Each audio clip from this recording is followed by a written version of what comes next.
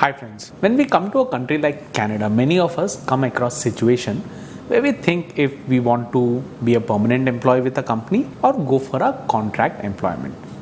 So in today's video, I'll cover key points to consider to choose the right option that works in your situation with steps to decide. Sharing this as a tool which will give you clarity and help you make informed decision. So do watch the video till the end, as I will be covering the following in today's video.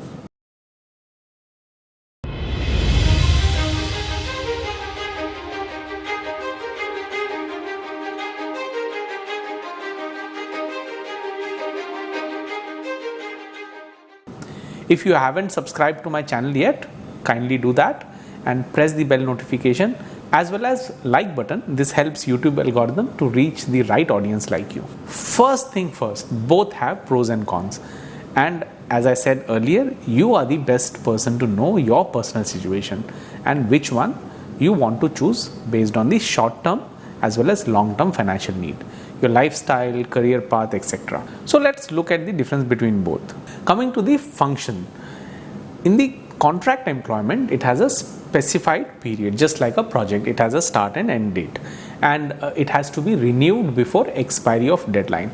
Usually for the employers, they prefer to hire contract employee to address a particular problem, and this helps them to minimize the long-term risk of overhead. This also gives them enough time to understand how and where you stand in terms of skill and what he is looking for. In full-time employment, you are dedicatedly working with company 30, 35, 40 hours a week for an indefinite period, and hopefully the company has a smooth ride. The employees work on a regular schedule and help a company complete daily operation. Often these individuals work only at one job with one company. Let's look at the payment part. When it comes to full-time employees, they have an annual or hourly salaries and are regular payment schedules. My wife, who is a full-time employee, gets paid bi-weekly. In Canada, that's the usual norm, which you would be knowing. Financial risks are fewer than the contractors and makes it easy to budget and plan the finances over a long period of time. When it comes to contract, in many IT and finance companies, the payment frequency is almost same as full-time employees. However, in many industry, the payment happens in phased manner or when the job is complete. The payment rate is hourly and generally earns a higher hourly wage, as they lose out on a lot of benefits which a regular employee gets, and since they have shorter employment term, it's understandable. Now coming to the income tax, when it comes to the full-time employee, the taxes are withheld and managed by the company. However, contractors have to manage their own taxes at end of the year. Now, depending on the type of work, CRA and Employment and Social Development Canada may determine the contract employee whether he is eligible for the employment insurance. This is something you may need to dig deep. The big incentive of working in full-time is the government support which you get during job loss, like what we saw during COVID. Coming to the work benefits, for the full-time employee, they receive employee benefits such as health insurance, pension, whereas contractor might not get this. This is one reason why employers hire contract, as they have to provide benefit as optional.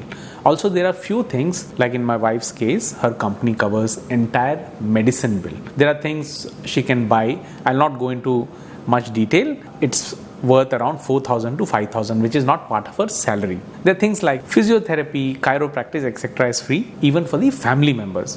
When she buys insurance as a product, she gets preferential rate. Not always, but that option is there. Dental is covered by the company, so is the spectacle once in 2 years for the family. Now we have a toddler at home. Many of the toddler essentials we could buy from her employment package. That saves money too. Now in case of contract, over-the-counter medicine, you will have to buy out from your pocket, and you don't get any of these add-ons which I mentioned. Coming to the paid time off, permanent employees, they get a set amount of paid time off. In some companies, sick leaves are not even counted. Employers also offer vacation time, holiday package and maternity leave. And having the ability to have time off, still get paid, can be beneficial for those who unexpectedly get sick or need a personal day but still want a regular paycheck. Now let's look at the time schedule. Contract employees bill hourly, so the organization is time sensitive and will make sure that he or she does not spend extra time at office, or else the company will end up paying more. So when it comes to work-life balance, contract have upper hand. Full-time employees might have to stretch beyond work hours, but the payment remains the same. Largely in Canada, work-life balance is still there when I compare to other countries. Coming to skill development or career development for full-time employees, companies invest in skill development and also pay for many of the professional certifications, conferences, seminar, etc., which helps you with your career path and understanding what you need to do to reach the next level in your career. Whereas a contract job has to upgrade his skill at his own cost. If you're working on multiple projects, I'm not talking about folks in IT finance where they consume their entire time in office, but people like handyman, for example, you'll be working at multiple contracts, which allows you to develop newer skill. Let's look at the financial institutions. When it comes to mortgage of home, vehicle, etc., financial institutions are generous to the full-time employees, whereas contract employees pay higher interest and sometimes have to face rejections. Coming to the job security, frankly, in today's world, that does not exist. There could be many reasons to which job is at risk, even as a full-time employee. However, employers still provide termination notice, which allows employees to find another job, or severance package. However, if separation happens, they are taken good care of. How do you decide between a contract or a full-time job? As I said before, you will have to consider your lifestyle need, types of salary needed to support family, compensation and benefit. Stability and ability to network, etc. is also one of the key points. When I landed in Canada, many said, and I agree, that if you're a family, then one of you at least must have a full-time job. You can avoid many administrative hassle, and the other can weigh in pros and cons and then decide which side to go. I hope you found today's video insightful.